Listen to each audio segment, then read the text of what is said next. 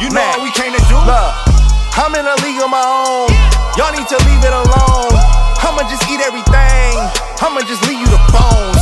Call it an even exchange. There ain't no need to explain. Yeah, it should be overstood. Like when I hop on a plane and I fly over your hood. Y'all should be knocking on wood. Don't make me go against the grain. I ate my Wheaties, I'm good. Let's get it. College football fans, what is the deal? It's your boy Kelly Flicks. Happy to be back with my college football fans for another week of HBCU football and HBCU Flicks. So, since my last show, I dropped a way too early top 10. My messages exploded. My Twitter replies were nuked. I received over 50 replies about this list. And of the many people sending messages was the homie Ken Clark from 1400. He's a Jackson State alum. And he had something to say. He said, man, stop playing with JSU like that. So, man, if I had a dime for how many times I heard that, right? It's about Jackson State and how low they are ranked in my way too early rankings. So why, Flicks? Why would you make them 7 out of anything? Well, for one, when playing football, I believe in team chemistry. And having a big revolving door of new players can sometimes make it hard to really figure out team chemistry. If you want to be real, you figure out team chemistry during the games. Yeah, you practice a lot and you do film study a lot, but on the field when the bullets are flying is when you learn who your quarterback one is, who your wide receiver is that will move the chains. Who can you rely on to bring pressure to the quarterback every play, if not every 4 downs? And those type of questions will be answered during the season. So a way too early rankings really wouldn't be in Jackson State's favor, understanding that it's only May. Now, we can take a look at my previous way too early rankings and how they fared, and let's take a look at them. So last year, I did have Jackson State number 1, and they finished at 12-1 after my way too early rankings. But number 2, I had South Carolina State 3-8. You can see the rest of the teams in the top 5 won at least 7 games or more. There's been a couple questions about my top 5 list. My too early top 10 rankings, and I'll say the proof is in the pudding. This is what it is. It's a hit or miss type of poll. So, going from Twitter, getting into our playbook, because there's no way you're going to talk about Jackson State all day, Flicks, and no, it's not. It's not. So, here's the playbook for today. At the top of the show, we're going to talk about the SIAC and the CIAA. They almost had a challenge, a football challenge, a week 0 game that was in the midst of happening until the NCAA thwarted it and denied the game. So we'll get into that at the top of the show. Then we'll get into my top 5 HBCU safeties. I'm continuing my top 5 edition of 2023. I did in 2022, but in 2023, I'm going to get even more in depth. I'm going to give you a very good analysis of each player involved in my top 5. It includes a player from Jackson State, includes a player from Oregon State, some other players, D1 HBCU round. Then we'll talk about the exciting future of Edward Waters. This past week on SIAC Talk, me and the boys got a chance to talk to the head coach of Edward Waters University, Coach Morgan. And really, Coach Morgan gave us great insight into what it takes to become a winning team in HBCU football, whether it's Division I or Division II. Now, let's get into some more Division II football as I alluded to, right? We got Benedict and Fayetteville State. They tried to broker a deal for a big game. A super big game. This would be Clash of the Titans. The SIAC winner and the CIAA winner would face off in a week 0 matchup just to settle things, just to let the record reflect. And to be quite honest, I like it a lot. I think a week 0 matchup will be great for both teams. Now, let's get into the logistics of things and the reason why this didn't actually happen. And number 1, the reason why this didn't happen is because there are no D2 football games played on week 0. There are none. Not one. You'll be hard-pressed to find any Division II football games during week 0 because training camp for Division II football starts roughly a week after Division I football's training camp. So, you know what that means. If you decide to have a week 0 game in Division II football, you will be forfeiting around 7 days of training camp practice, which would lower your days of practice to about 8 days rather than around 14 days, which is a problem for the NCAA. And it's a problem for a lot of HBCU programs or any other Division II programs that would like to play a week 0 matchup, which I think was mainly what went into the NCAA vetoing this actual game. Do the fans want it? Yes, absolutely. College football fans would love to see two HBCU football conference champions face off during week 0. If you're not reminded, usually week 0 games, you're hard pressed to find a good one across any level. So in seeing this match that could possibly happen, it makes you think, right? Because there is a MEAC and SWAC challenge that leads to the Celebration Bowl at the end of the season. But the MEAC and SWAC challenge is sponsored by Cricket. Cricket looks out for them, gives the SWAC and the MEAC a neutral site, have them face off against each other. Last year we saw Howard and Alabama State face off against each other. This year we'll get a chance to see Jackson State and South Carolina State face off against each other. It's a lot of money involved in this. And as Stephen J. Gaither, owner of HBCU Game Day, said earlier in the Spaces, what will it take for ESPN to bring out the pocketbook and create a CIAA and SIAC challenge? Is the popularity there? Does everybody want this? And I think if everybody shows that we do, and we have this past week, if we continue to show that we want this game, we'll get this type of game. Now, whether it be week 0 or not, I'm not sure. I think moving forward, if you want to have a game like this, you just have it during the regular season. This week 0 stuff is going to be hard. It's going to be hard to make that happen for any school in any conference. So week 1, possibly. I mean, we do have a matchup between Benedict and Shaw in week 1. Imagine if Benedict scheduled Fayetteville State in week 1. Now, the next question would be, how profitable would a CIAA and SIAC matchup be during the season? Can this be a moneymaker? I asked Coach Morgan, Edward Waters, he said absolutely. He said the buzz is there. They'll generate some cash. It will be a money-making game. And the reason why I asked that question is because there's a team out there, a couple teams out there that consider themselves blue bloods of HBCU football. And in being a blue blood of HBCU football, that means you get to the cheddar. You get to the money. A team like Tuskegee, I'm not sure if it would behoove them to change any non-conference games for a CIAA SIAC challenge because the money may not be right. If the money's not right, the game won't happen.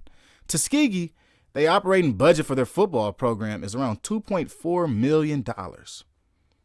Their games this year, they're going to play the Turkey Day Classic versus Alabama State. They're going to make $500,000 from that game.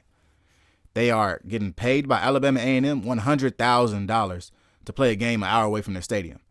During homecoming, they make between $200,000 and $300,000. It's going to take a whole lot for somebody to convince me to pull one of those games off the schedule and add a CIAA game and expect to make at least $100,000. That's the hurdle. There'll be more thinking about it. In 2024, I think we'll really get a shot at seeing the CIAA and SIAC challenge. But for now, in 2022, we'll just have to do with the two matchups we do have. We have a matchup between Benedict and Shaw University, and we have a matchup between Morehouse and Virginia Union in the Black College Football Hall of Fame game that they play every year.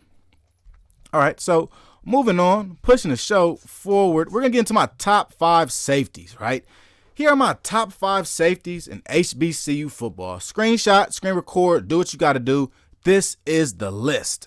So atop my list is one of my favorite safeties, HBCU football, and that's Khalil Baker. He was an FCS All-American last year. He came up big in the Celebration Bowl against Jackson State, a team that airs the ball out. Jackson State threw the ball around 40 times in that game. Short Sanders had a pretty decent game. But you know another guy that had a pretty decent game? Yep, Khalil Baker. Khalil Baker and his presence at safety is roaming around more like a center fielder. You got to watch for him. He reads plays. He beats receivers to the position, to the play, and ends up taking the ball from them. I think that's pretty evident with his 4 interceptions. He has 1 fumble recovery on the year. He has 2.5 tackles for loss. He has 5 passes deflected, 77 tackles. Khalil Baker is all over the field. He's the guy that you want sitting back at safety reading plays. He reads the offensive play for the offense and then beats them to the play. That's the guy that you want back there at safety. you want to have a safety blanket, a nice consistent guy at defensive back when you got him sitting back there 14 yards off the line of scrimmage. And Khalil Baker, to me, is that guy. Another guy that I like, I think is that guy. He's a box safety, though. Kenny Gallup out of Howard University. Kenny Gallup has been making very big strides in the past 2 years. This past year, he made the biggest stride that I could see. He had 93 tackles. That's a guy that makes plays. That's a heat-seeking missile. Add that to my defense any day of the week. Kenny Gallup and what he does defensively is scare teams. Kind of moves around as that rover at safety. That's box safety, strong safety. He can cover. I'd like to see him cover a little better in the one-on-one game. But inside of the box, around the line of scrimmage, he's problems. Definite problems. If you're offense game planning against this Howard defense, Kenny Gallup's number is going to be starred in your game plan. He's that impactful. As a junior last year, 93 tackles, 2 tackles for loss, 4 pass deflections. I think he is the most pro-ready guy on this list. I think he can step into the NFL tomorrow with his size, speed, and intangibles. I love this dude, Kenny Gallup. Another guy that I really like a lot, Isaias Guthrie. He was on my top 5 cornerbacks list last year going into the season. But if you know anything about Isaias Guthrie's story, he started off at Delaware State and transferred to Jackson State this past fall. Now, in transferring to Jackson State, he was one of the first prospects that committed to Jackson State. He has played a vital role in recruiting the rest of this Jackson State football team. He is the leader on this team, even as a transfer. He's one of the oldest guys on this team as far as maturity. I believe he's already graduated. This guy, he's close to graduation. This guy, Isaias Guthrie, is the guy. There's no other way to put it. I think that he's going to work great in Coach Bradley's defense. They're going to be in a 4-2-5 defense, a defense that really gears towards your defensive backs, and I think he'll move around in that backfield. I think he come down as a rover. He can be back as free safety. He can play nickel. Isaias Guthrie is your guy. He's your Swiss Army knife. With his coverage skills and ball skills at defensive back, just put him on the boundary. Live with him on the boundary side and watch what he does with plays constantly going on around him. Now, the only question you got about Isaias Guthrie is going to be, can he come down the alley and make a play? We've seen it happen. He's a year removed from football, so we'd like to see it happen again. But I think with Isaias Guthrie, there aren't too many questions that he cannot answer. Another guy that answers a lot of questions on defense is my boy out of Morgan State. Absolute problem. Jordan Toles. He was a transfer out of LSU this past year. Now he moves on to Morgan State.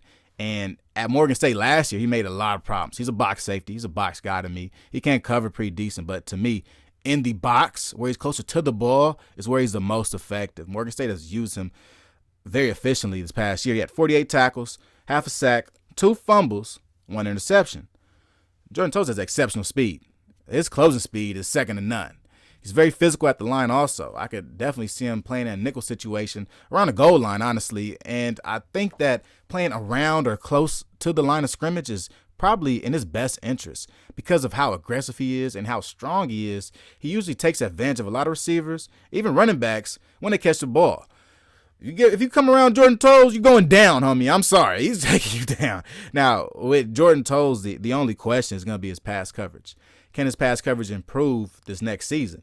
I think he's a guy that actually can play free safety or box safety. I think that he has the IQ and he's rangy enough to play back there at center field, free safety. Jordan Toles, I think of a lot of these safeties, he's one of the guys that you really have to think is going to take an even bigger step this next season. When you think about the type of safeties that Coach Damon Wilson has coached in the past couple of years, guys like Jordan Carter, who's actually on this list, and guys like Raymond Boone, who's currently at the Washington Commanders practice minicamp, the writing's on the wall for Jordan Toles. He's the next guy. He's the next great safety from Coach Damon Wilson. I think Jordan Toles takes a big step this next season coming up. I'm looking forward to Morgan State having a very competitive season also. I think that Jordan Toles could wound up hear his name called a lot during the HBCU football season and be on a lot of different lists. Shout out to Jordan Toles. Now, lastly, Jordan Carter. This guy transferred from D2 Bowie State, and he went to Southern last year, paired up with another transfer safety, Corian Harris. Corian Harris now leaves, departs to the professional ranks. Jordan Carter now shifts into the your guy type of part of this defense. He's one of the guys you're going to rely on as you bring back this Southern defense. You lose a lot up front. You lose Trey Lannick, Cam Peterson, Jason Dumas, Jordan Howard, Jason Greathouse, list goes on. But a consistent piece you do have on the back end is Jordan Carter. I think with Jordan Carter, you get a guy that can go sideline to sideline, truly. He's a little undersized, but he can get from sideline to sideline. He's a guy with great ball skills, so I'd kind of put him around the free safety mark and less of the box safety. But at free safety, this guy, Jordan Toes, is all you need at free safety. He can do it all. He tackles very well in space. I think that's evident with his tackles, 36 tackles, 3 tackles for loss, 1 forced fumble. And he catches the ball in the air. 3 interceptions, 3 passes broken up. Those PBUs are pretty critical for a safety. We saw a lot of PBUs from Khalil Baker. That just goes to show that you are in the right place at the right time. There aren't too many safeties playing man-on-man coverage. A lot of times, a safety's going to be in zone. And if he's near the ball, it's because he read the play. A lot of times, a quarterback can look a safety off, and the safety is all the way in right field when you throw the ball to left field. But for guys like Jordan Carter, for guys like Khalil Baker, and really the rest of these guys on this list, they read offenses so well, they find themselves in the middle of play a lot of times. So these are my top 5 safeties in HBCU football. I look forward to them taking big steps forward in the fall, and I'm going to be so excited to watch them. These are my guys. I hold you guys dear and close to my heart. Let's move on. Let's move on. Let's talk about Edward Waters, man. So Edward Waters is a fairly new college to Division II ranks. Okay, if we go down through the timeline, in 2019, they got their SIAC invite. Previous to that, they were an NAIA school, right? So if you don't recall, 2019 was the COVID year. That COVID year, another guy that was signed in HBCU football was Coach Deion Sanders, Coach Prime. He did it. He came through. He said he came to Jackson State because he was sent there for a message. And since then, we've seen Jackson State elevate their brand tremendously, even going on to Jackson State, losing their Coach Prime and still retaining Coach T.C. Taylor, and we saw what he's done. So another team that I think has been on that same type of progression, just on a lower level, would be Edward Waters. Edward Waters has also progressed immensely since the COVID outbreak. Since 2019, they got their SIAC invite. They were the first program to play against Coach Prime in Jackson State in 2020. In 2020, they also built a $4.3 million stadium that was funded by both the school and the city. That's what a lot of HBCUs are trying to get done right now. Jackson State is one of them with the vet and bringing an on-campus stadium. So Edward Waters is getting some things done. Then next, in the 2021, you have the inaugural Big Cat Classic. Okay, so you leave the NAIA, but you don't leave your NAIA HBCU brethren, Florida Memorial. You continue to play them at the top of the year every year in a home and away series for non-conference. For what Edward Waters is and what they were 4 years from now, I'm going to keep it real. They will become a HBCU powerhouse. They have shown a commitment to football. Showing a commitment to football is paying for a new facility. Showing a commitment to football is scheduling Coach Prime when you're an NAIA program during a COVID season. That's committing yourself to football. This Edward Waters team is primed and ready to go. In the SIAC, they're going to bring back their starting quarterback, Jerron Russell, a guy that was a transfer from Alcorn State. He was injured around game 2 of last season. He bounces back. He'll come back for this Edward Waters team, and he'll be the starting guy. Now, from what Coach Morgan told us, this Edward Waters team is built on a solid foundation, super solid foundation, much more solid than a lot of other football programs. Let's break it down, right? So when he inherited the program in 2020, Coach Morgan told us that he did not bring in any transfers. He barely recruited. He had a very small recruiting class, super small. Almost didn't bring in any guys at all, so that he would have more space to bring in the guys he wanted moving forward in the coming years, right? Because he was hired as Edward Waters' head coach in April, far past the National Signing Day, and he felt like he didn't have a chance. So he kept the guys he already had, went into the season, played Coach Prime, whoop-de-whoop, and did that. Now, in understanding his philosophies recruiting-wise, as a South Florida guy, not South Florida, as a Floridian, Coach Morgan looks out for a lot of other Floridians. He looks out for a lot of high schoolers. He's going into the high school ranks specifically. He literally brought in 24 recruits this year. 22 of them were high school players from Florida. Literally. There were 2 transfers from HBCU programs. Only 2. And I asked Coach about the transfer portal and what the transfer portal really means to him. And he isn't that excited about the transfer portal in general. He doesn't really look to bring in guys from the transfer portal. This Edward Waters team is really into developing players. Quite literally, we want you the younger you are. And even guys that do enter the transfer portal, Coach Morgan said that they currently are 100% in keeping guys out of the transfer portal. The only people that went to the transfer portal have left and went to another school because Edward Waters did not offer their master's program. That's it. And the master's program has been nursing. Apparently is nursing. That's what's getting guys away from their program. That's the only thing. Not having a nursing master's program. Other than that, they've been able to retain talent throughout this transition process. Transitioning from NAIA to NCAA, you have no guys entering the transfer portal. That says something. That says a lot about Coach Morgan and the staff. That shows a committed philosophy from not only your coach, but from your administration, athletic administration, and school. I mean, I can't talk even more gushingly about this Edward Waters team. I think Edward Waters is primed to be a staple in HBCU football in the coming years with their head coach, Coach Morgan, with their president, with this athletic administration. Everything is working together for Edward Waters. I think Edward Waters is only moving forward and getting bigger and bigger. I think more non-conference games will get bigger and bigger for this team because even in looking at where Edward Waters is in North Florida, the closest big Division I team is University of Florida. Aside from that, you're pretty alone. There's not too many other regional opponents within 50-mile radius of Edward Waters that plays football. Edward Waters is in a great spot to dominate recruiting-wise. That's kind of what I'm getting at. Edward Waters is on the cusp of something great. I think everybody should tap in with him. So that's been my show this week. That was HBCU Flicks, your boy Kelly Flicks. If you have not already, please like and subscribe to this video. Comment on this video. I'm going to get in the comments with you. We'll get dirty. We'll talk about things. We'll figure it out. If you feel like I'm wrong, let's talk about it. Let's get to that. If you feel like I'm wrong, let's talk about it. None of the sneak dissing. Just hit me up in my comments. We can talk about it right there. We are so close to 100 subscribers at the Lace Up Podcast Network. We are around 7 subscribers away. Please tell a friend to tell a friend. Road to 100. We are almost there. And also, don't forget to tune in with Money Mo Media every other Saturday and listen to some WNBA basketball. Tap in with and get some WNBA basketball bi-weekly. Simone's will give you the most up-to-date news on WNBA basketball, who our MVPs are, who our players of the week are, award situations, and most importantly, the politics behind the WNBA. That's what you got to figure out, right? So, thanks for tuning in with me. This is another episode of HBCU Flicks. It's your boy Kelly Flicks, and